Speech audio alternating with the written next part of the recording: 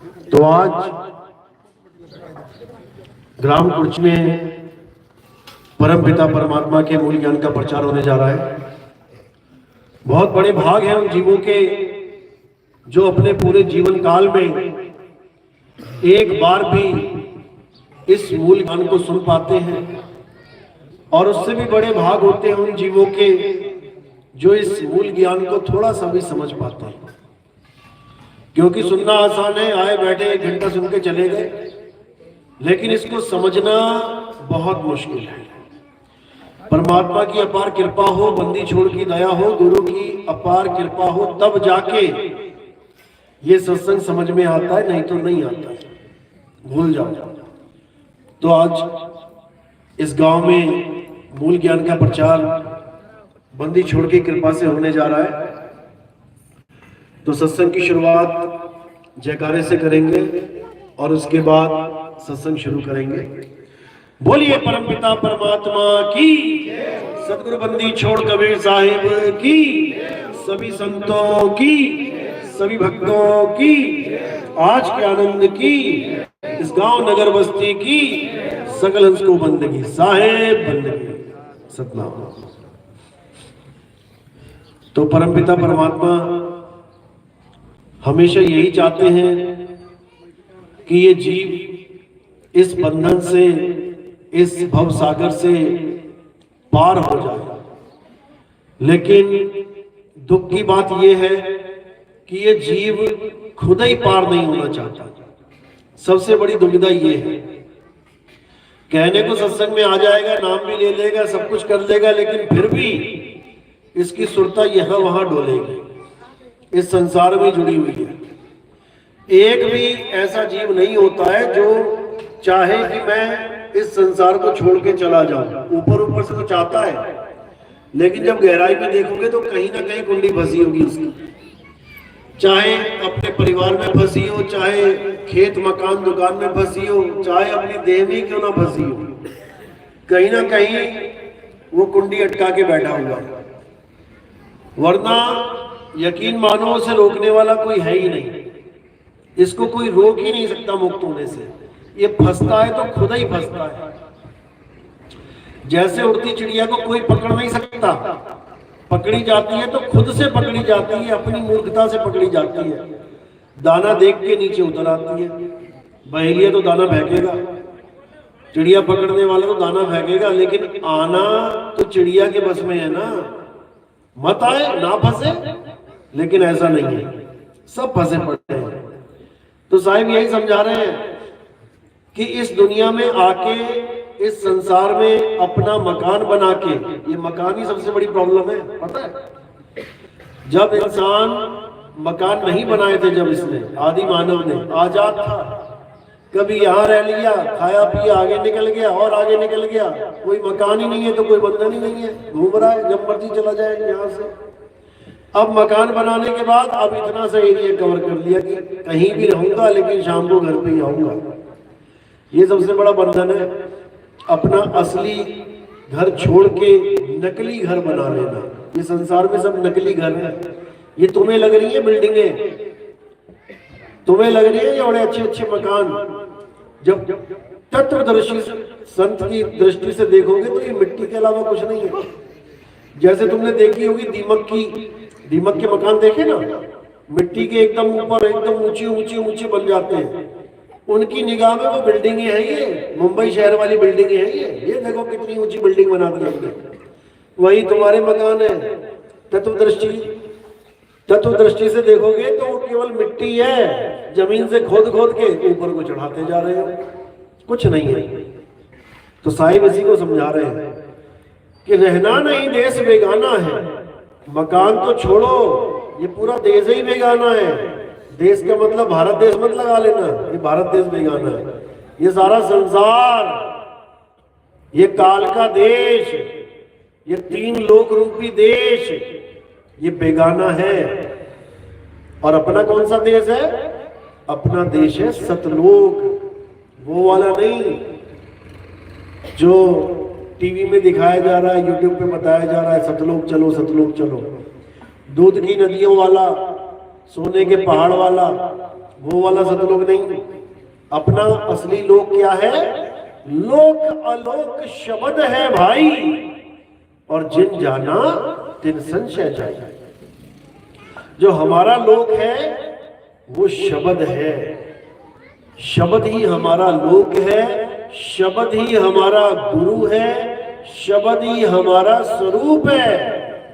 जो कुछ है शब्द ही है। लेकिन कौन सा शब्द है, इसमें सबसे ज्यादा चक्कर पड़ा हुआ है जीवों को। कौन सा शब्द है? कोई हिंदी का शब्द लेके बैठा है कि ओम सोहंग यही शब्द है।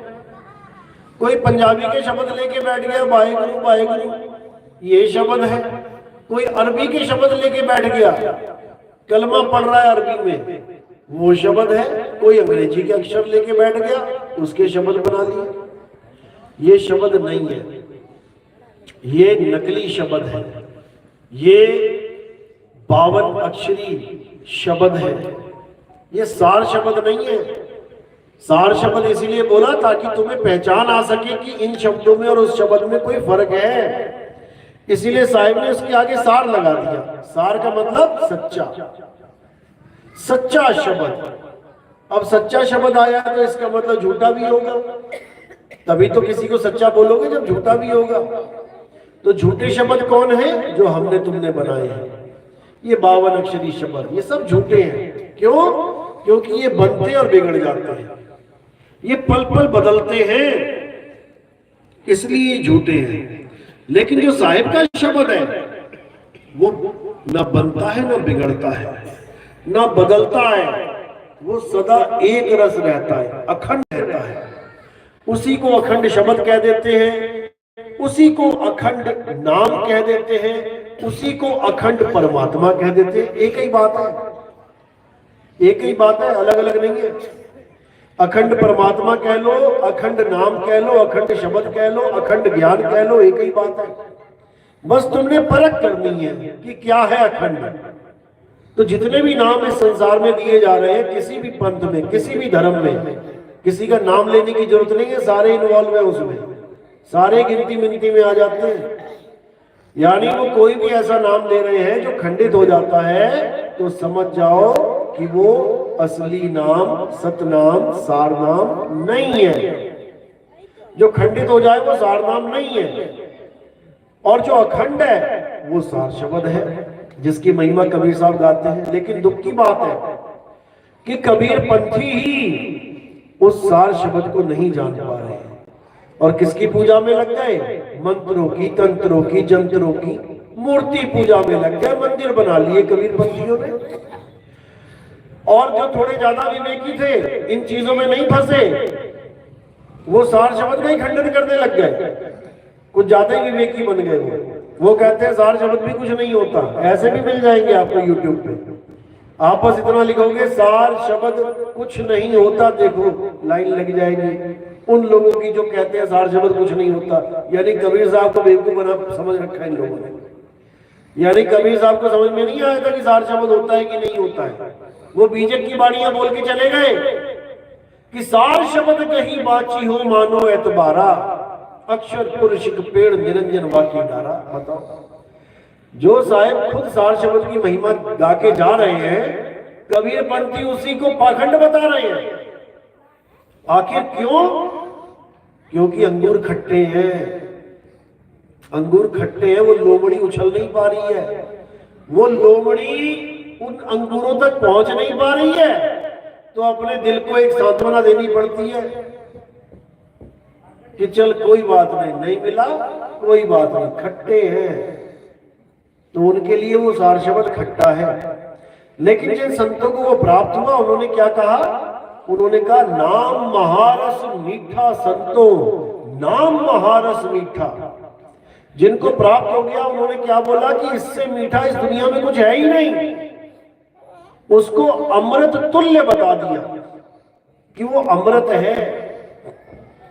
अमृत नाम बता दिया उसको कि वो ऐसा नाम है जिसको पीने के बाद, वो पदार्थ है, वो मंत्र नहीं है, पीने की बात करी है कि उसको पीने के बाद ये जीव अमर हो जाता है। जीव तो वैसे भी अमर है, लेकिन अज्ञानता रूपी जन्म मरण में फंसा हुआ है तो अमर, ईश्वर अंश, जीव अविनाशी है तो अमर, लेकिन जन्म और मरण में फंसा पड़ा है। अब कैसे मुक्त होगा, कैसे अमर होगा? असली अमर वो अमृत पी के होगा। और वो अमृत कलश कहां पे है? साहिब समझा रहे हैं कि वो सार शब्द ही है।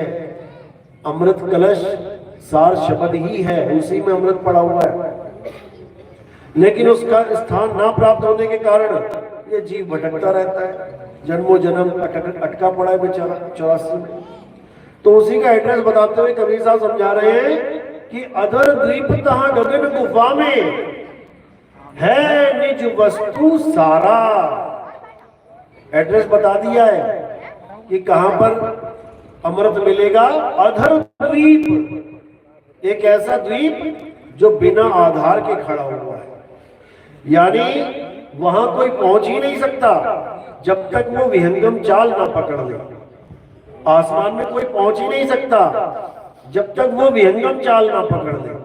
गाय, बैल, बकरी, हाथी, घोड़ा ये नहीं पहुंच सकते, इनकी चाल कुछ और है। एक आदमी नहीं पहुंच सकता, आदमी की चाल कुछ और है। मछली नहीं पहुंच सकती, मकड़ी नहीं पहुंच सकती, चींटी नहीं पहुंच सकती, क्योंकि इसकी चाल कुछ और है। कौन पहुंचेगा? जिसके पास विहंगम चाल है। तो आदमी भी रॉकेट से जा रहा है विहंगम चाल को पकड़ के, वो उस वस्तु का सहारा ले रहा है जिसकी चाल ही विहंगम है, इसलिए आसमान पे जा रहा है, नहीं तो ये नहीं जा सकता। तो वही साहिब समझा रहे हैं कि जब भेदी गुरु मिल जाएगा तो तुम्हें एड्रेस बता दिया जाएगा, एड्रेस समझा दिया जाएगा। अब क्या करना है? अब तुमने 24 घंटे उसी एड्रेस पे निशाना रखना है, अपनी सूरत का निशाना। इसमें कोई गुरु का रोल नहीं है। फिर समझ लो, गुरु ने तुम्हें ज्ञान समझा दिया, तुम्हारा निशाना अटल लगवा दिया, अब उड़ जाना है बस। इंतजार मत करने लगना गुरु जी आएंगे तो साथ चलेंगे।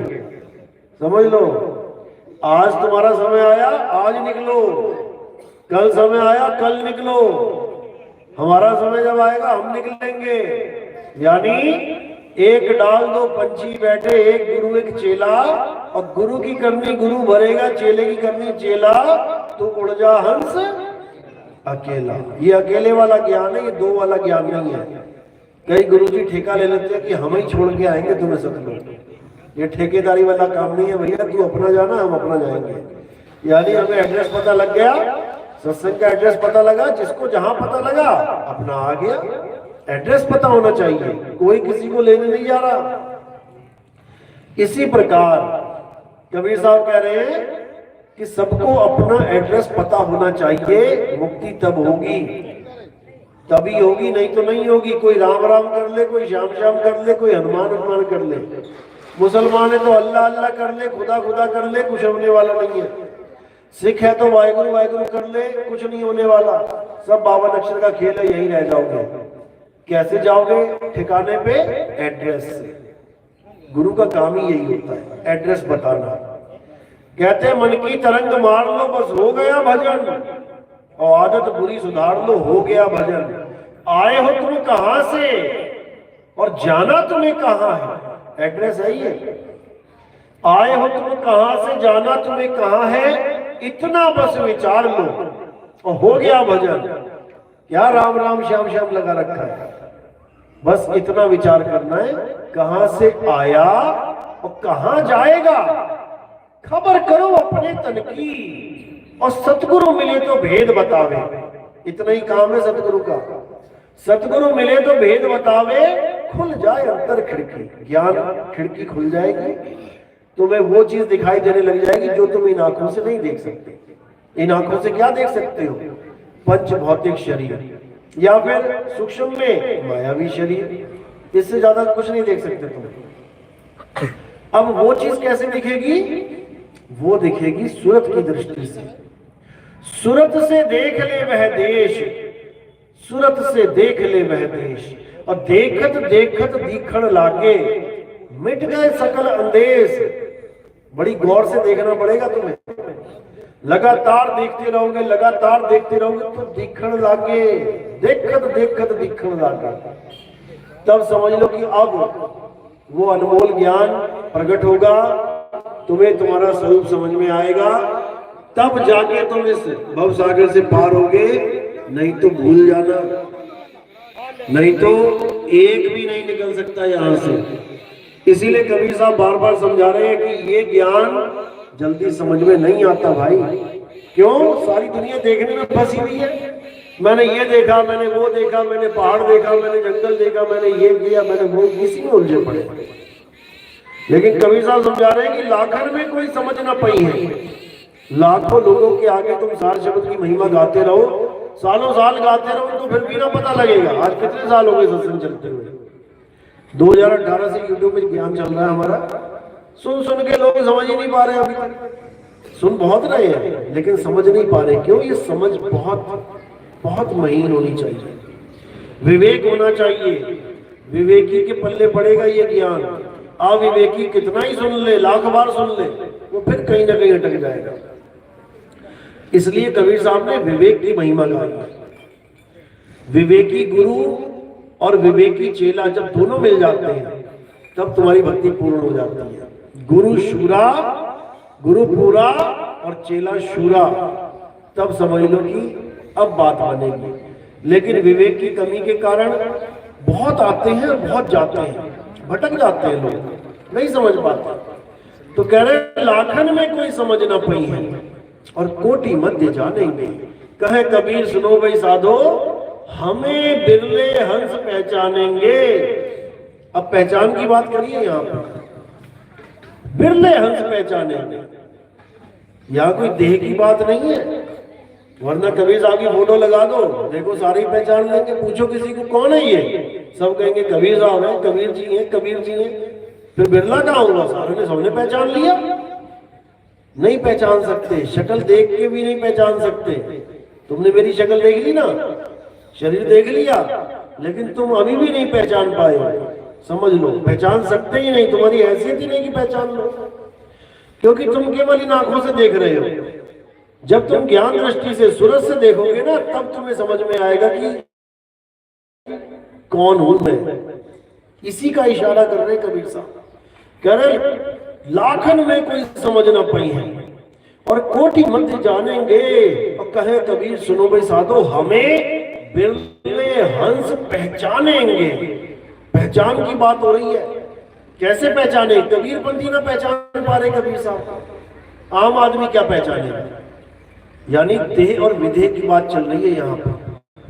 कबीर पंथी भी कबीर साहब को नहीं समझ पा रहे हैं। वो उनकी देह को कबीर माने बैठे, गले में लॉकेट लगा रखे उन्होंने कबीर साहब के। एक तरफ कबीर साहब की शक्ल शरीर, दूसरी तरफ गुरु जी की जो नाम दीक्षा दे रहा है। बताओ, ये गले में कंठी की जगह ये क्या पहना दिया लोगों को कि इधर से भी देखेगा तब भी शरीर दिखेगा, उधर से देखेगा तब भी शरीर दिखेगा। तो पहचाना किसे? फिर आत्मा की पहचान करनी है। तुम कबीर साहब को कब पहचान पाओगे? जब तुम अपने आप को पहचान लोगे। जिस दिन तुमने अपने आप को पहचान लिया कि मैं क्या हूं, बस समझ जाना वही कबीर साहब है। क्योंकि दोनों में कोई फर्क है ही नहीं।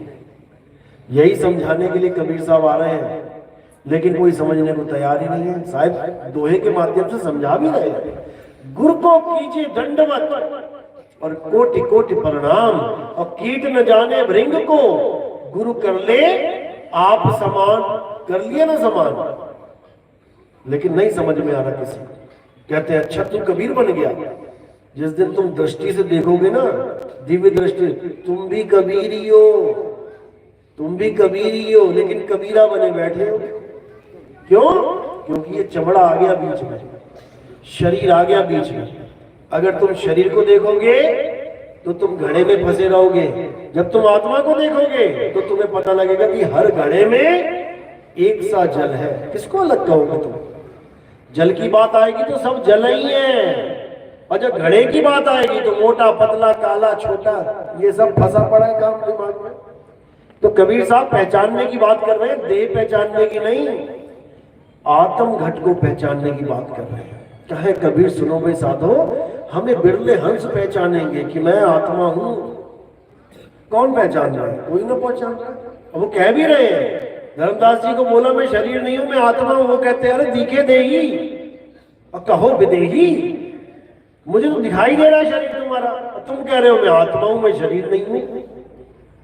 तो उन्होंने बोला तुझे चेताने के लिए शरीर धारण किया है मैंने, नहीं तो हमें शरीर की जरूरत नहीं है।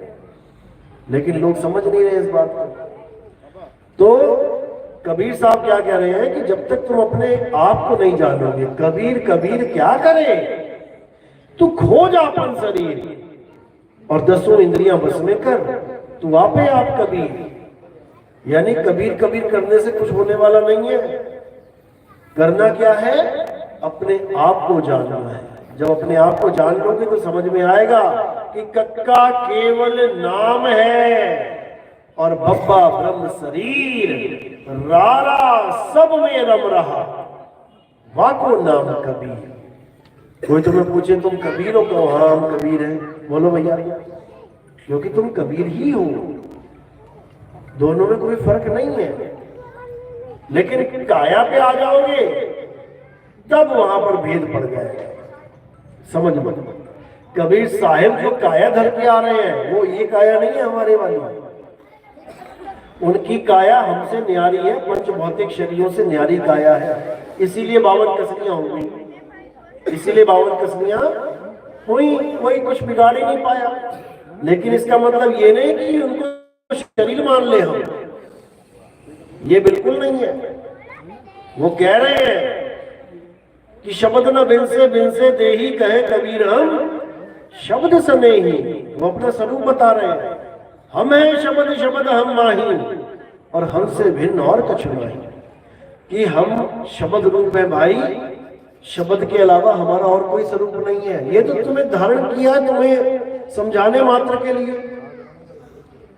नहीं तो इसकी कोई जरूरत ही नहीं है। समझ लो।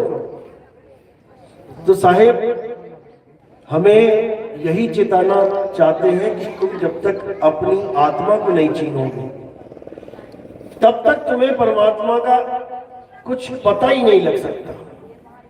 दोहे के माध्यम से समझा भी रहे हैं कि जब लग ना चीनोगे आत्म तब लग ना मिली है परमात्मा।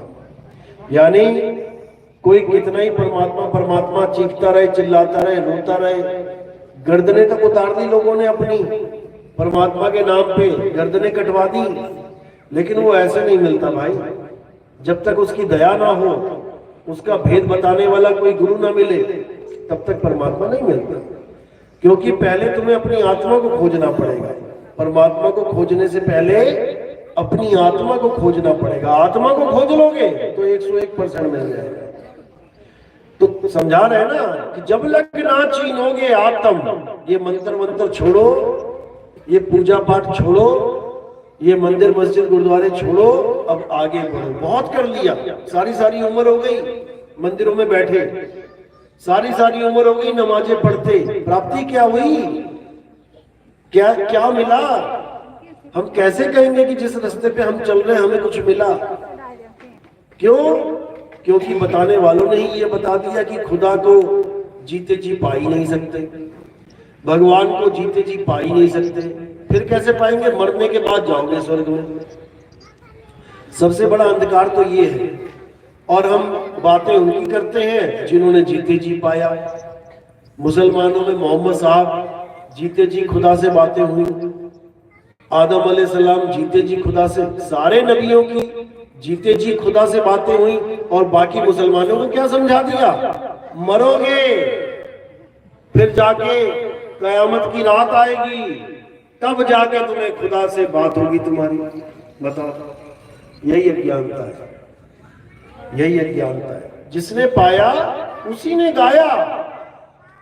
नानक साहब गा रहे हैं, रविदास जी महाराज गा रहे हैं, मीराबाई गा रही है, पाने के बाद ही गा रही है। पायो जी में नाम रतन धन पायो, वस्तु अमोलक दी मेरे सतगुरु, और कृपा कर अपनायो। वो तो कह रही है मैंने पाया है। जीते जी पाना है इसको, यानी जीते जी अपने आप को जान लेना है। जिस दिन तुमने अपने आप को जान लिया ना, वही परमात्मा का स्वरूप है, दोनों में कोई भेद नहीं है। उसी को जो तू सो हम कह देते हैं, इसी को कहते हैं कि मैं वो हूं, जो वो है वही मैं हूं। इसी को ईसाइयों में यहोवा कह देते हैं। यहोवा यानी मैं वही हूं, लेकिन वो कोई और ही भगवान बना के बैठे हुए हैं यहोवा नाम का, क्योंकि उनको इस अवस्था का ज्ञान नहीं है। ऐसे ही खुदा, खुदा यानी खुद में आ जाएगा तो खुदा को पा जाएगा। लेकिन खुदा किसी और को ही बना के बैठे हैं, सातवें आसमान पे बैठा है खुदा। बस यही दिक्कत है, और कोई दिक्कत नहीं है। शब्दों में अर्थ छुपे हैं, शब्दों में भाव छुपे हैं, लेकिन लोग समझ नहीं पाते। इसलिए नाना प्रकार के पंथ, नाना प्रकार के धर्म, नाना प्रकार के संप्रदाय चले पड़े हैं। बात सब एक ही करेंगे, अल्लाह एक है, वाहिगुरु एक है। अरे सब एक है तो एक हो जाओ ना, क्यों एक नहीं होते? एक क्यों नहीं होते? कारण क्या है? क्योंकि सबकी दुकानें अलग अलग सेटअप है, फिर वहां पे बंटवारा होने लग जाएगा, चंदा चढ़ेगा, पैसा चढ़ेगा, तो किसको मिलेगा? सब एक हो जाए तो झगड़े मच जाएंगे। अरे एक बाप के 4 बेटे तो एक हो नहीं सकते, वो भी अलग अलग ढूंढते हैं कि हम भी अलग अलग हो जाए, हमें भी कुछ मिल जाए। तो ये तो धर्म के ठेकेदार हैं, ये कब एक हो जाएंगे? बातें एक ही करेंगे, क्यों? लोगों को आकर्षित करना है। लोगों को एक नहीं बोलेंगे तो कौन आएगा वहां पे? बात सब एक करेंगे, खुदा एक है, वाहिगुरु एक है, अल्लाह एक है। जब सारे एक है, तुम अपने अपने अलग ढोल क्यों बजा रहे हो? सब एक ही हो जाओ ना। सब यही बोलते हैं, सब एक है तो लिखो जरा गुरुद्वारे के ऊपर अल्लाहू अकबर। गुरबाणी तो यही कह रही है, ईश्वर अल्लाह सब एक है, परमात्मा एक है। कभी लिख भी दो ना। जब किताब में लिखा है, ग्रंथ में लिखा है, तो तुम्हारी बिल्डिंग में क्यों नहीं लिखा है? नहीं लिख सकते, दिक्कत है इन लोगों को, समझ लो। तो ये एक कब होंगे? जब उस एक को जान लेंगे, और वो एक सब घटों में विराजमान है। वो ऐसा नहीं है कि मुसलमानों के पास है, वो ऐसा नहीं है कि केवल हिंदुओं के पास है, वो ऐसा नहीं है कि केवल ईसाइयों। सब घट मेरा साइया और सुनी सेज न कोई, बलिहारी व घट की जिस घट प्रगट हुए। कहते बलिहार जाते हैं, ज्ञान तो सबके अंदर है, बच्चे स्कूल जाते हैं, सबके अंदर ज्ञान है। लेकिन जो टॉप करता है, देखो उसका पूरे शहर में अखबारों में नाम आता है तो ज्ञान उसके पास भी वही जो बाकी लेके बैठे हैं। सबके अंदर एक ही है, लेकिन जिसके यहां प्रकट हो गया, कहते हैं वारी जाए। इसी प्रकार कुछ ना कुछ तो ज्ञान सब लेके बैठे ही हैं, लेकिन जिसका 100% ज्ञान प्रकट हो जाता है, यानी आत्म ज्ञान आ जाता है, फिर कहते हैं कि उसमें और मालिक में कोई फर्क नहीं रहता, फिर वो एक ही है। तत्व ज्ञान की दृष्टि से वो एक ही है, और उसको दो मानने वाले बेवकूफ होते हैं। क्यों? क्योंकि वो माया का भेद है। अगर वो भेद कर रहे हैं तो इसका मतलब अभी माया में उलझे पड़े हैं। वो अभी तक वो शरीर ही देख रहे हैं, अभी तक वो काया ही देख रहे हैं। तो इसलिए कबीर साहब ने काया का खंडन किया और अपने आप को पहचानने की बात करी कि आप पहले अपने आप को पहचानो, तब समझो कि मालिक को पहचानने योग्य होगे, नहीं तो नहीं हो सकते। क्योंकि जब तक तुम अपने आप को शरीर मान रहे हो, तब तक तुम जन्म और मरण का भी एहसास करोगे कि हाँ मैं पैदा हो गया, हाँ मैं मरने वाला हूं। सबसे बड़ा धोखा यही है जीव के साथ। ना तो हम कभी पैदा हुए हैं, ना ही हमारी कभी मृत्यु होगी, कभी नहीं होगी। शरीर छोड़ने का जब समय आता है, ये जीव डरता है, केवल डर है और कुछ नहीं है, याद रखना। और इस डर के आगे जीत है। डरता है क्यों? कि ये शरीर छोड़ के जा रहा हूं, अब कहां जाऊंगा, बस यही डर है, और कोई डर नहीं है। दिमाग से निकाल दो, और कोई डर नहीं होता। जीव को यही डर होता है कि अब मैं कहां जाऊंगा इस शरीर को छोड़ के। और अगर पता लग गया कहां जाना है, तो निडर होके जा सकता है ये जीव। और हमारी जो दीक्षा है वो निडर करने की ही दीक्षा है। कहे कबीर निर्भय हो हंसा। हमारी वाली दीक्षा मिलने के बाद कोई मरता नहीं है, ना ही उसे मरने का एहसास होता है कि मैं मर रहा हूं। उसके बाद वो बॉडी को छोड़ता है, और पूरी तसल्ली से छोड़ता है। यानी एक बार तैरना सीख जाओ तो पानी में गिरने के बाद ऐसा नहीं लगेगा कि तुम मर जाओगे। बिना तैरे पानी में कोई तुम्हें गिरा देना तो तुम्हें नानी याद आ जाएगी, तुम्हें लगेगा बेटा अब मैं गया काम से, अब मैं मरूंगा पक्का। लेकिन एक बार इस ज्ञान में आ गए ना, तैरना सीख लिया ना, उसके बाद पानी में गिरते ही तुम्हें ये आवाज नहीं होगा कि मैं मरूंगा, गिरते ही एक्टिवेट हो जाएंगे हाथ और पैर, अपने आप चलने लग जाएंगे। तुम तैरना सीख के देख लो एक बार, जिसको नहीं तैरना आता एक बार मार देना छलांग पानी में, देख लेना क्या हाल होगा, और उसके बाद तैरने के बाद मारना। पानी वही रहेगा, गहराई वही रहेगी, लेकिन तुम्हारी अवस्था बदल जाएगी। अब तुम तैरोगे, अब डूबोगे नहीं। इसी प्रकार जो नाम दीक्षा के बिना शरीर छोड़ता है उसकी हालत कुछ और होती है, और नाम दीक्षा लेने के बाद शरीर छोड़ता है उसकी हालत कुछ और होती है। बिना नाम दीक्षा की कोई जाता है तो वो दुखी होके जाता है, रोता हुआ जाता है, और जो नाम दीक्षा लेके जाता है वो अपने आनंद में जाता है। बोल भी रहे ना, जिस मरने से जग डरे मेरे मन आनंद, और मरने पर ही पाइए पूर्ण परमानंद। मरने पर ही पाइए पूर्ण परमानंद, यानी ये काया छूटने पे पूरे आनंद में आ जाओगे, आप अपने स्वरूप को प्राप्त करोगे, फिर ये मरने जन्मने का झंझट खत्म। यही ज्ञान कबीर साहब इस संसार में लेके आते हैं, लेकिन लोग समझ नहीं पाते। कबीर साहब को भी एटीएम बना देते हैं वो, कि पूजा कर रहे हैं साहिब की, क्यों? अरे धंधा बहुत बढ़िया चल रहा है जब से कबीर पंथ में आया हूं, खूब ग्राहक बढ़ गया जी, खूब ऐसा हो गया, खूब वैसा हो गया। ये कबीर साहब का खेल ही नहीं है, ये सब तुम्हारे कर्मों का खेल है।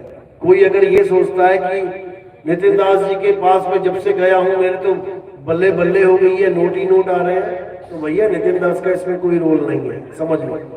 ये तुम्हारी किस्मत है, तुमने जो बोया है वही तुम्हें काटना पड़ रहा है। अच्छा बोया है तो अच्छा काट रहे हो। आज अगर मैं ये अपने सिर पे ले लूं ये बात कि हाँ भाई हमसे जुड़े हो तो अच्छा पैसा आ रहा है, अच्छा धंधा चल रहा है, कल को बुरा हो जाएगा तो ये भी लेना पड़ेगा कि जब से यहाँ जुड़ा हूं मैं तो धंधे चौपट हो गए। इसलिए हम इन चीजों से न्यारे हैं। कई लोग इस सवाल करते हैं कि आपसे दीक्षा लेने के बाद क्या लाभ होगा। भैया लाभ होगा तो दुकान कोई और देख ले जाएगा, यहाँ लाभ हानि वाला खेल ही नहीं है। यहाँ तो तेरे निकलने का खेल है कि 100% निकलेगा, इतना समझ ले। चाहे गरीबी आ जाए चाहे अमीरी आ जाए, तुझे यहाँ पे रहने नहीं दिया जाएगा, इतना समझ ले। अगर ये चीज समझ में आ रही है तो बहुत अच्छी बात है, आ जाओ। अगर लाभ और हानि देखनी है तो बहुत सारी दुकानें हैं, कहीं भी जाओ, ये हाट तुम्हारे मतलब की नहीं है। तो यही कबीर साहब कह रहे हैं कि जब तक तुम्हारे मन में किसी भी इच्छा को, कोई भी इच्छा है उसको आगे रख के तुम भक्ति कर रहे हो, वो तुम्हारी भक्ति कभी फलीभूत हो ही नहीं सकती, भूल जाओ। क्यों? क्योंकि वो दुनियावी इच्छा तुम्हें वापस घसीट के दुनिया में लेके आएगी, भले तुम कितना ही मुक्ति मुक्ति के राग अलापते रहो। अगर तुम्हारे मन में छोटा सा भी बीज है कि मेरे बच्चों का क्या होगा, मेरी माँ का क्या होगा, मेरे पिता, अगर कुछ भी तुम्हारे अंदर चिंता है तो समझ लो कि तुम वापस आओगे। तो क्या करना है? सरेंडर कर देना है। मेरे बच्चे कहां से आ गए? परमात्मा के बच्चे हैं भाई। मेरी माँ कहां से आ गई? मालिक का जीव है। पिताजी मालिक का जीव है, सारे संसार मालिक का जीव है। मैं किसकी चिंता करूं? अरे मैं ना होता दुनिया में तो क्या दुनिया रुक जाती? और आज मेरे प्राण निकल गए तो क्या रुक जाएगी? नहीं रुकेगी, ऐसी चलती जाएगी। एक दरवाजा बंद हो जाएगा, 4 खोल देगा वो। एक पिताजी ऑफ हो गया, 4 पिताजी खड़े कर देगा वो। कैसे? कोई मामा आ जाएगा जिम्मेदारी लेने के लिए, कोई चाचा आ जाएगा पिता की जिम्मेदारी लेने के लिए, कोई पड़ोसी का ही दिल पसीज जाएगा, अरे पिता मर गया, छोटा सा बच्चा रह गया, चल मैं इसको गोद ले लेता हूँ। एक तरह से वही पिता बन गया। तो किसी का काम नहीं रुकता, ये दिमाग से निकाल दो कि मुर्गा नहीं होगा तो सुबह नहीं होगी, ऐसा बिल्कुल मत सोचना। बस एक ही चीज दिमाग में रखना है तुमने कि मैंने निकलना है। अगर एक बार भी तुम्हारी डायरेक्शन पीछे की तरफ, यू टर्न की तरफ घूम गई ना तो आगे नहीं जा पाओगे, याद रखना। इस चीज को बिल्कुल दिमाग से निकाल देना। कि मेरे बच्चे, मेरी माँ, मेरे पिता, मेरा ये, मेरा वो, बिल्कुल, क्योंकि यहाँ कोई किसी का पिता, माँ, बेबी, बच्चा है ही नहीं। ये माया ने उलझा रखा है तुम्हें। इस दुनिया में आने का एक दरवाजा है जिसको गर्भ कहते हैं, गर्भ द्वार, उसी में से आना है। चाहे किसी भी शहर में, किसी भी जिले में, किसी भी देश में आओ, आना वहीं से है। अब बस भ्रम क्या डाल दिया है कि इस गर्भ से 3-4 आ गए इकट्ठे तो ये भाई भाई बन गए, और किसी और गर्भ से निकल आया कोई तो वो पराया हो गया। यही सबसे बड़ी बेवकूफी है हमारी। चाहे तुम किसी गर्भ से भी निकल आओ भाई, सब मालिक के जीव है, बराबर है। केवल गर्भ इसलिए रखा गया है ताकि तुम्हारे जो पिछले कर्म है, ये लेने देने के संबंध, ये एक परिवार में जुड़ जाए बस, और इससे ज्यादा कुछ नहीं। किसी ने 10 लाख रुपया लिया, किसी का नहीं दिया, मर गया, अब उसका हिसाब किताब लेने के लिए वो दोनों एक ही गर्भ से आ सकते हैं, भाई भाई बन के। फिर वो उसकी जमीन जायदाद में से काटेगा हिस्सा अपना, मार के भगाएगा, उसकी जमीन पे कब्जा कर लेगा। होंगे दोनों भाई भाई, एक ही गर्भ से आए, लेकिन कर्जदार और लेवनदार है। इसी को बोला ना, एक लेवा एक देवा दूतम, और कोई किसी का पिता ना पूतम। यहाँ बाप बेटे का रिश्ता केवल लेने और देने का है, समझ लो। जो लेके आए थे वो वापस करना पड़ रहा है। जैसे हिसाब किताब पूरा हो गया, वो गए, समझ लो। तो यहाँ पर जो भी रिश्ता है, जो भी नाता है, ये सब माया का खेल है। तुम्हारा किसी के साथ कोई रिश्ता नहीं है। हाँ, आए हो संसार में तो फर्ज निभाते चलो। कोई माँ बन के आ गई तुम्हारी तो ठीक है, उसको माँ की तरह ट्रीट करना है, फर्ज निभाना है। किसी के घर में तुम पैदा हो गए, बच्चे बन के आ गए, उन्होंने तुम्हारा खाना पीना सब देखा, अब तुम बुढ़ापे तक उनको देखो, यही फर्ज है। लेकिन फर्ज निभाना अलग चीज है और सत्य को समझना अलग चीज है। फर्ज निभाओगे तो सारी दुनिया के फर्ज निभाने हैं।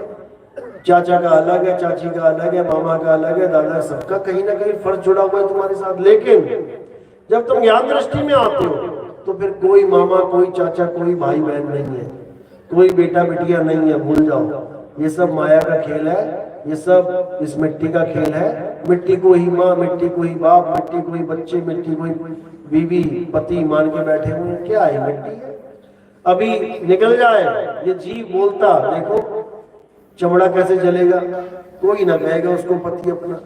मिट्टी में दफना दोगे, मिट्टी से मिट्टी हो जाओगे, पहचान भी नहीं पाओगे कि कौन सी मिट्टी को अपना पति बोलूं। मिट्टी मिट्टी में मिल गई।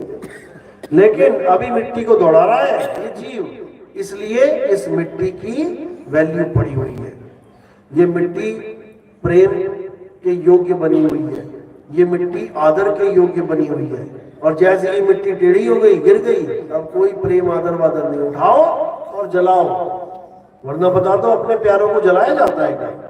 माँ को जलाया जाता है क्या? बेटियों को जलाया जाता है क्या? लेकिन जैसे जीव निकल गया, जलाओ इसको। तो कहने का मतलब सारा प्रेम किसके साथ था? इसी जीव के साथ था। पति किसको बोला? जीव को बोला। माँ बाप किसको बोला? जीव को बोला। लेकिन जानते नहीं वो कैसा है। मान किसे लिया? शरीर को। प्रेम किससे किया? जीव से। मान किसको लिया? शरीर को। पति कौन है? जीव है। मान किसको लिया? शरीर को। माँ बाप कौन है? जीव है। मान किसको लिया? शरीर को। अब तो जलेगा। शरीर को माना है तो जलेगा। जीव को मानोगे तो पति कभी नहीं मरेगा। जीव को मान लिया तो माँ बाप कभी नहीं मरेंगे। ज्ञान में रहोगे कभी कोई मरता ही नहीं है। अज्ञान में रहोगे तो डेट ऑफ बर्थ और डेट ऑफ एक्सपायरी लिखते घूमोगे। इस तारीख को पैदा हुए थे, इस तारीख को मर गए। ज्ञान में आ जाओगे तो ना कभी पैदा हुआ ना कभी मरे। बस इसी को समझना है। तो ये तब समझ में आता है जब भेदी गुरु तुम्हारे जीवन में आता है और भेद बताता है, मंत्र नहीं जपवाता। आज जितनी भी दुकानें चल रही हैं ये सब 52 अक्षरों की दुकानें हैं और इनका आधार क्या है? ये जीव। ये जीव है तब ये दुकानें चल रही हैं। क्यों? सारे मंत्र जीव से ही दिए जाते हैं। कोई भी नाम ले लो, गुरु की जीव ना हो, नाम लेके दिखा दो तुम क्या देता है। सारे नाम ही जीव से हैं, आधार ही जीव है। तो साहिब समझा रहे हैं 52 अक्षर जीव आधारा आदि अक्षर जीभ्या से न्यारा। लेकिन लोगों को नहीं समझ में आ रहा, जीव आधार वाला नाम लेके बैठे हो, वो हमें तार देगा। कोई नहीं तारेगा भाई, ये 52 अक्षर है, ये 52 का जाल है। और इस जाल से कौन निकालेगा? केवल आत्मज्ञानी ही निकाल सकता है, बाकी किसी के बस की बात नहीं है। ये गद्दियों पे बैठे महंत, ये देखने में लग रहे हैं कि महंत है, ये सब काल के ही दूत हैं जो यहाँ 52 का पसारा डालने के लिए आए हैं। साहिब समझा रहे हैं बाणी में, जो नर पड़े 52 के फेरा, सो नर जानो काल के चेहरा।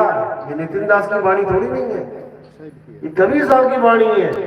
अब इस वाणी से अटैचमेंट जिसकी होगी वो पूरा मैच करेगा, और जो वाणी को ही नहीं मानता वो क्या मैच करेगा? मीटर होता है ना, मीटर। अगर तुम्हारा मीटर से मीटर पे विश्वास है तो तुम बिना मीटर के कुछ नहीं लोगे। कपड़ा लेने जाओगे तो मीटर चलेगा, दूध लेने जाओगे तो मीटर देखोगे, पेट्रोल डालने जाओगे तो मीटर देखोगे। क्यों?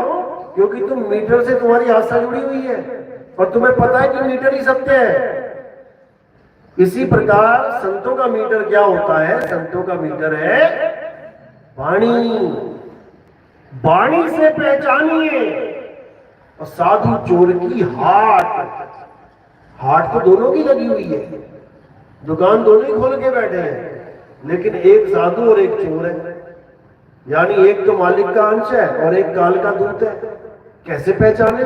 सींग तो लगे नहीं है, ये अरे ये 2 सींग वाला बैठा है, ये काल का दूत है भाई, ऐसा कुछ नहीं है।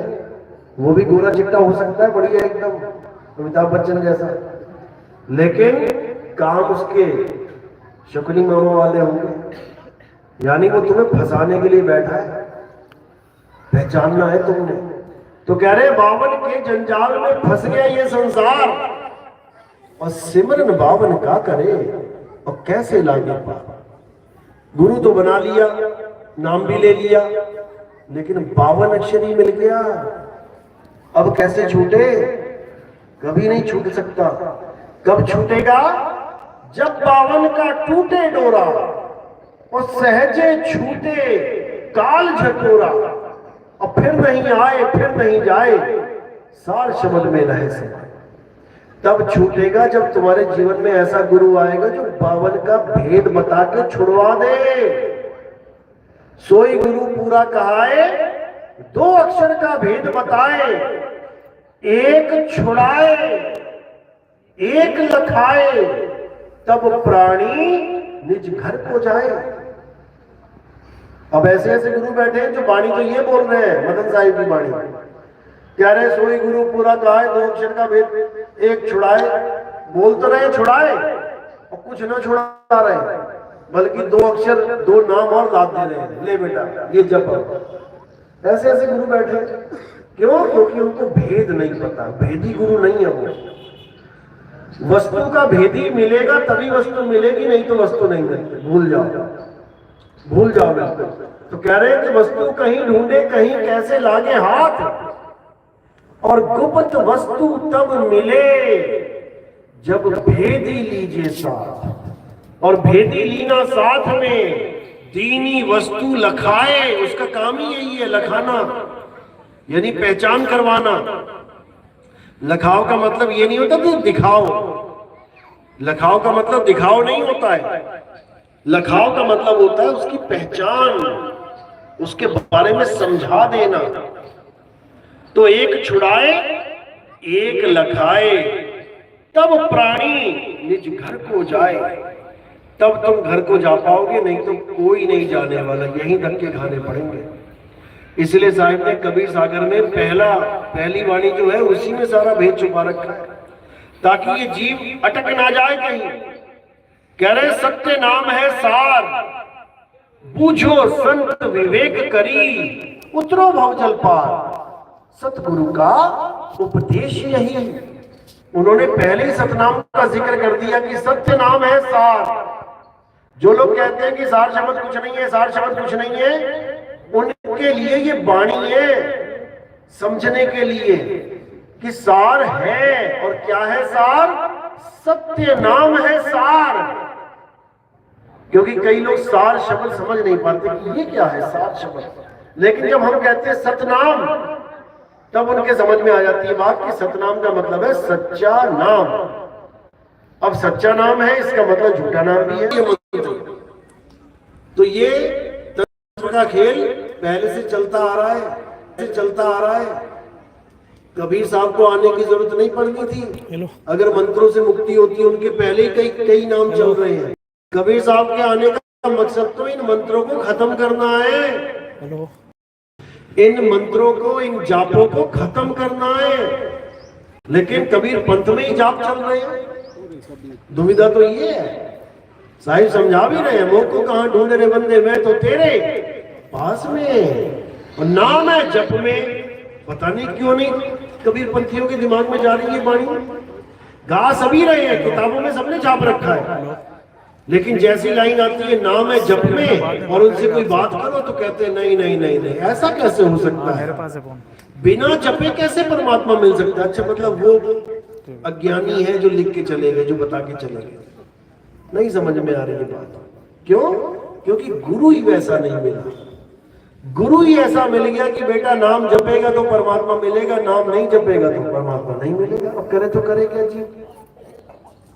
इसीलिए साहिब ने गुरु तो चलो ठीक है बोला ही है गुरु धारण करने को, लेकिन उन्होंने शब्द विवेकी पारखी गुरु की बात करी है। वो नहीं बताएंगे ये लोग, वो नहीं समझाएंगे कि शब्द विवेकी पारखी होता क्या है। गुरु की महिमा गाएंगे दिन रात, गुरु धारण कर लो, गुरु धारण कर लो। उससे क्या होगा? मंत्र मिल जाएगा। मंत्र देने वाले गुरुओं की महिमा गा लेंगे, लेकिन शब्द भेदी की कभी महिमा नहीं गाता कोई। क्यों? क्योंकि पारक करेगा तो उसी को छोड़ देगा, उसी का चेला उसी को छोड़ के चला जाएगा। इसलिए केवल गुरु नाम पे अटका रखा है सबको और डरा रखा है कि जो गुरु को छोड़ेगा वो नरक में चला जाएगा। बताओ, जो गुरु को छोड़ेगा वो नरक में चला जाएगा। ऐसा अज्ञान फैला रखा है इन लोगों ने। और साहिब क्या कह रहे हैं? जब लग मिले नहीं शब्द वो सांचा, तब लग गुरु करो 10 पांचा। साहिब कह रहे हैं ये तो खेल ही नहीं है 1 2 4 5 गुरु का। कहते हैं जितने गुरु करने हैं करो। मुद्दा क्या है? मुद्दा सार शब्द है। तुम्हें सच्चा नाम प्राप्त होना चाहिए, चाहे पहला गुरु दे दे, उसके पास नहीं है दूसरे से ले ले, उसके पास नहीं है तीसरे चौथे पांचवें 10वें जितने मर्जी गुरु बना। अंत में जब तुझे शब्द विवेकी पारखी गुरु मिलेगा बस फिर उसके बाद कोई गुरु बनाने की जरूरत नहीं पड़ेगी। फिर जो भेद तुम्हें मिल गया उस भेद में रमण करना है, उस आत्मा में रमण करना है और कुछ नहीं करना है।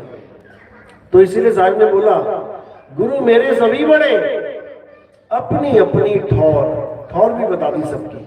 कोई ये ना सोचे कि एक ही गुरु से कल्याण हो जाएगा। ठौर का मतलब है ठिकाना, अपना अपना ठिकाना है। कोई पहली मंजिल तक का है, कोई दूसरी मंजिल, कोई तीसरी चौथी पांचवी। जिस मंजिल पे जो बैठा है वहां का ठिकाना बता रहा है तुम्हें, लेकिन जाना कहां है?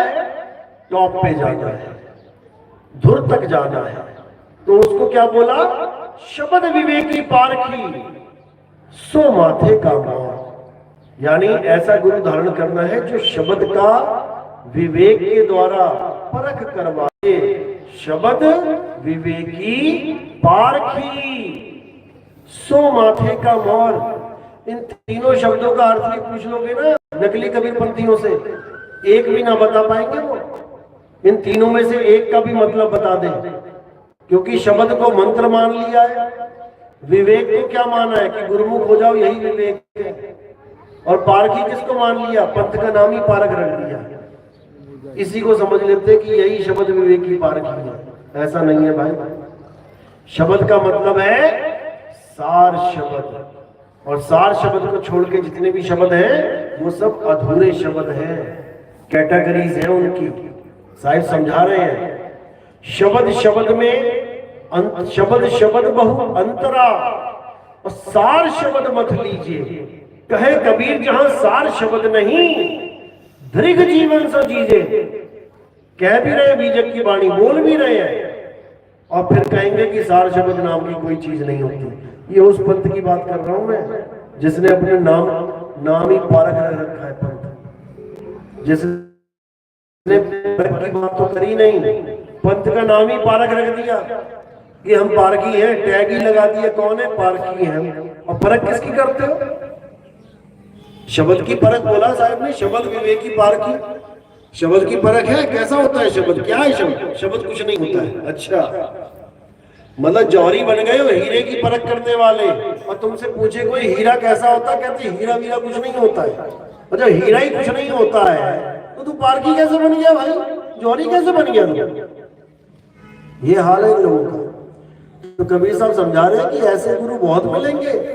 अरे घर घर मंत्र देत फिरत है माया के अभिमाना, और गुरुआ सहित शिष्य सब बूढ़े अंत काल पछताना। साधु देखो ये जग बौराना। अभी तो नहीं पछताएगा कोई, क्यों? बढ़िया बढ़िया खाने को लंगर मिल रहे हैं, खूब कमाइयां हो रही हैं, मजे कर रहे हैं, अभी नहीं समझ में आ रहा।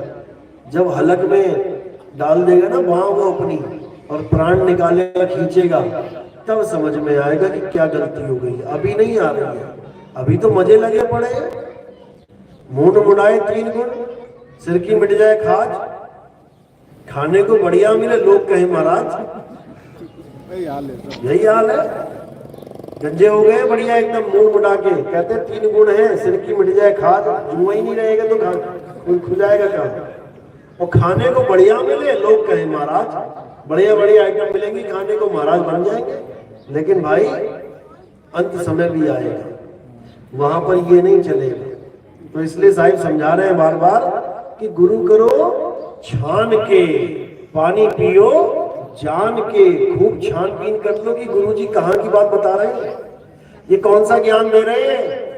ये कहीं नकली सतलोक की टिकट तो नहीं पकड़ा दी गई, असली असली करते करते पता लगा नकली में चले जाए।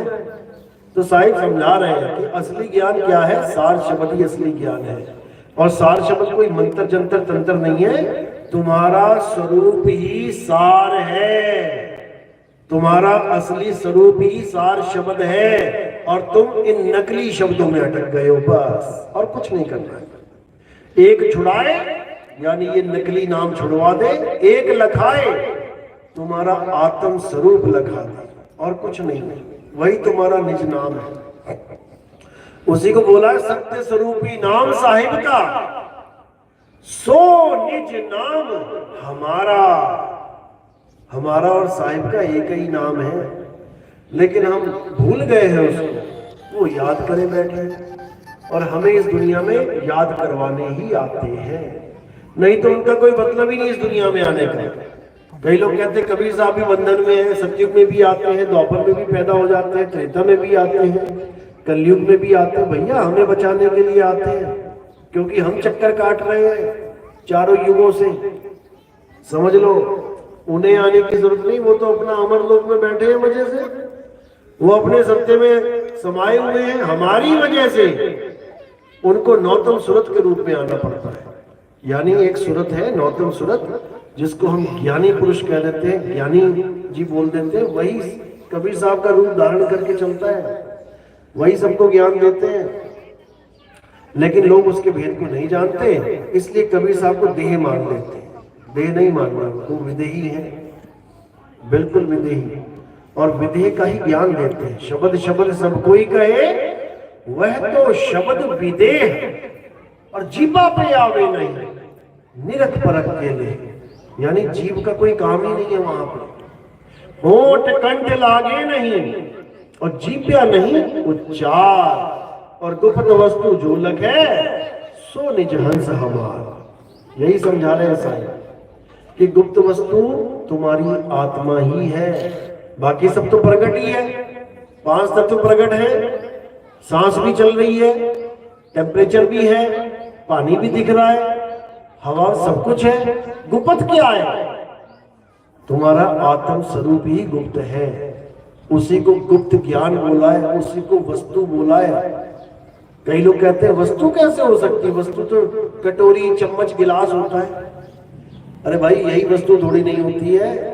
वस्तु का मतलब है अस्तित्व, यानी उसका अस्तित्व है, इसलिए उसको वस्तु की संज्ञा दी जाती है, ताकि आत्मा को, परमात्मा को केवल बातों में ही ना छोड़ दिया जाए कि हाँ परमात्मा बोल दिया, लेकिन पता नहीं है उस वस्तु का वो है क्या। इसलिए उसको वस्तु बोला गया है। वस्तु कहीं ढूंढे कहीं, इसका मतलब ये थोड़ी नहीं मैं कटोरी ढूंढ रहा हूँ, ये चम्मच ढूंढ रहा हूँ। आत्म वस्तु की बात चल रही है कि आत्मा को कहाँ ढूंढूं, मुंह को कहाँ ढूंढे रे बंदे, मैं तो तेरे पास में हूं। बिल्कुल पास है हमारे, लेकिन हमें उसका भेद नहीं पता है, इसलिए पास होती हुई भी दूर है।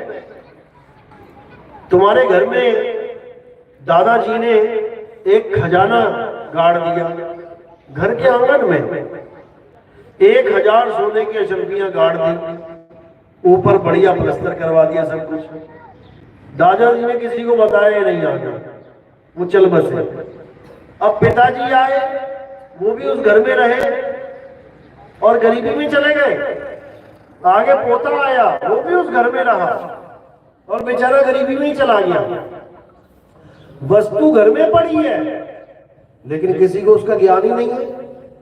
तो साहिब समझा रहे हैं, घर में पड़ी वस्तु नहीं सूझे, और बाहर ढूंढन जासी, और जल में मीन पे आसी, मुहे देखत आवे हासी।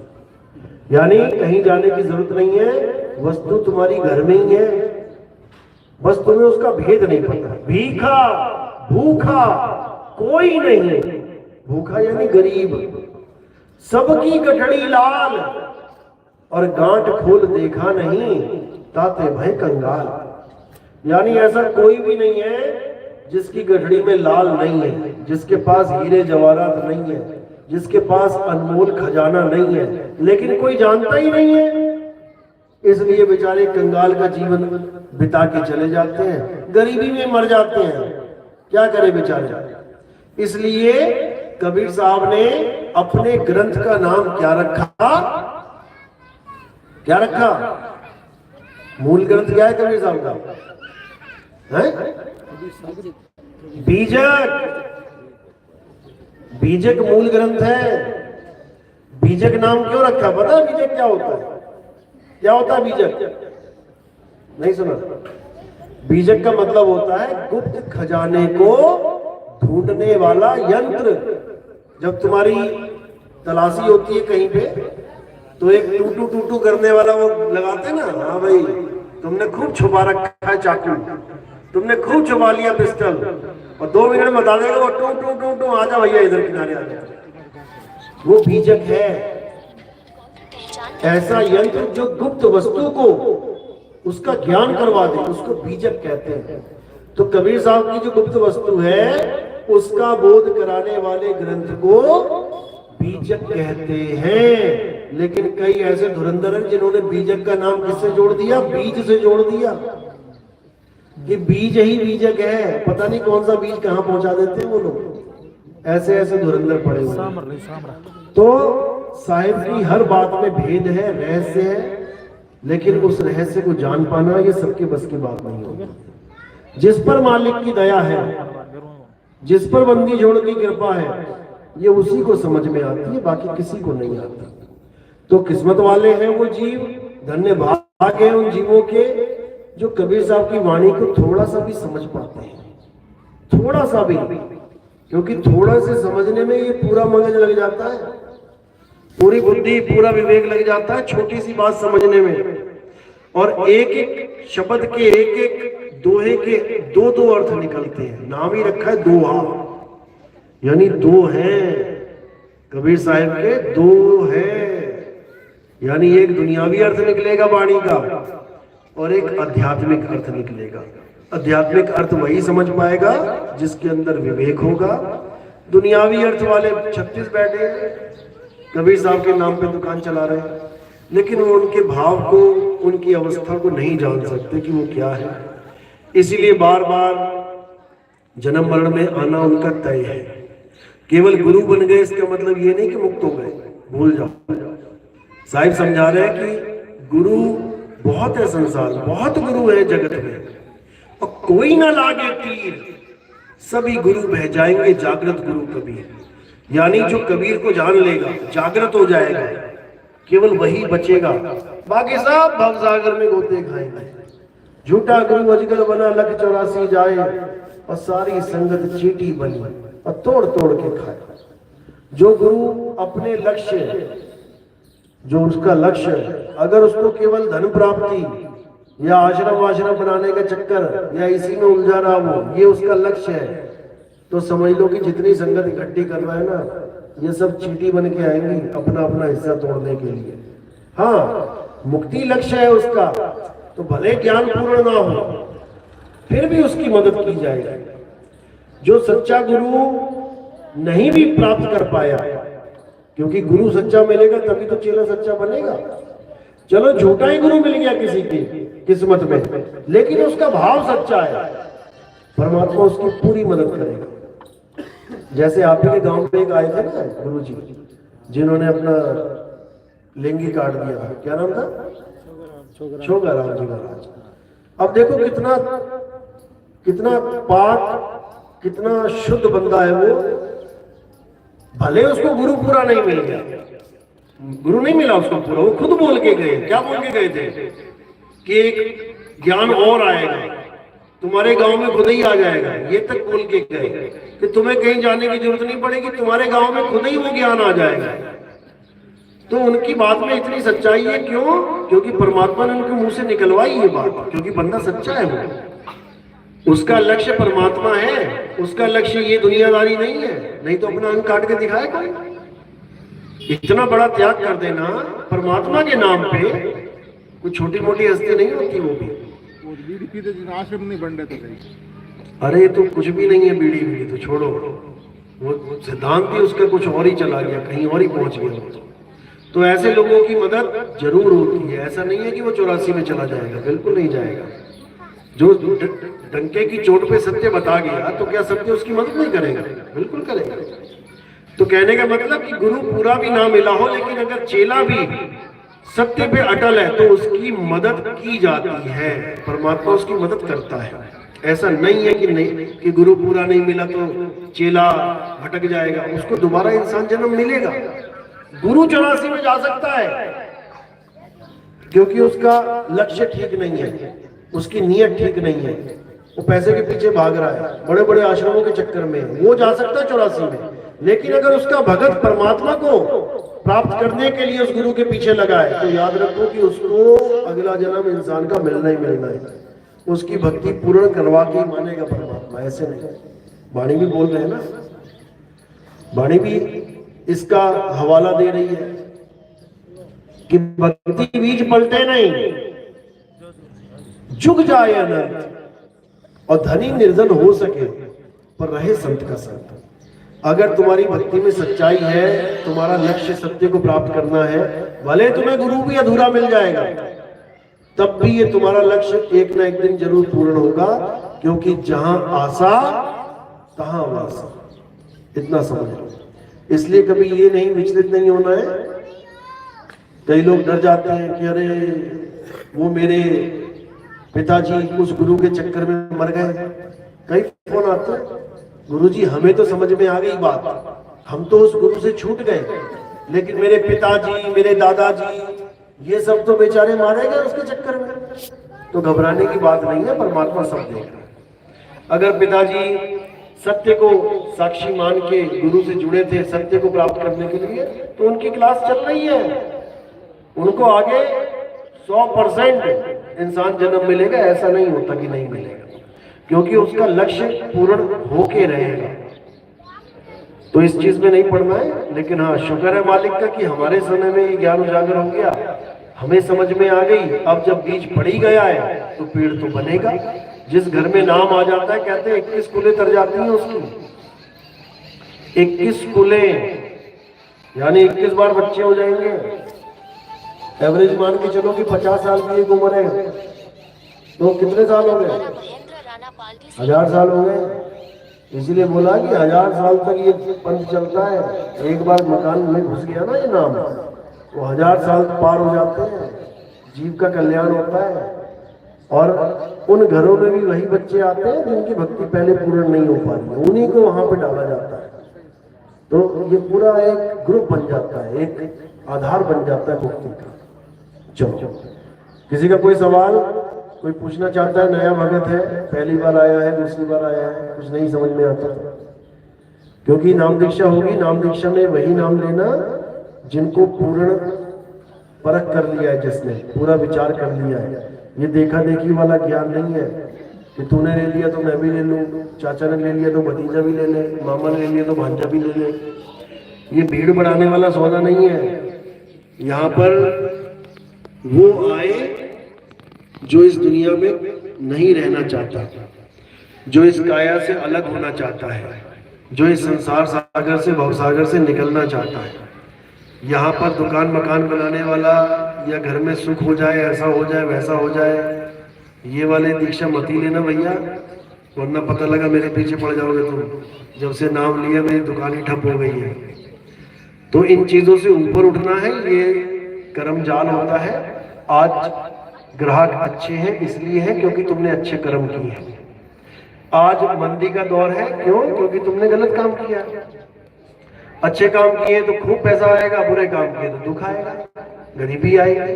तो दोनों को सहने के लिए तैयार रहना चाहिए, क्योंकि अमीर भी मर जाएगा और गरीब भी मर जाएगा। टेंशन किस बात की है? दोनों ने मर जाना है। अमीर थोड़ा ज्यादा इकट्ठा करके मरेगा, ज्यादा ध्यान फंसा होगा उसका। गरीब कहेगा चल छोटी सी झोपड़ी बची है, जाने दे यार, कौन देख रहा है इसको, वो थोड़ा आराम से जाएगा। गरीब आराम से जाता है, उसको पता कुछ है तो है नहीं, किसको रूम है। अमीर होता, अरे इतना इकट्ठा कर दिया, मैं तो खर्च भी ना कर पाया, अरे मेरा मकान, अरे मेरी दुकान, इतने बड़े बड़े फॉर्म खरीदे मैंने, सब बेकार। वो ज्यादा दुखी होकर मरता है। तो इसलिए सुख दुख से ऊपर उठो और अपने आत्म स्वरूप को प्राप्त करो, वही है सच्चा आनंद, उसी को सत्यचित आनंद कहते हैं। तो आज का सत्संग यही समाप्त करते हैं। अब आरती का समय है।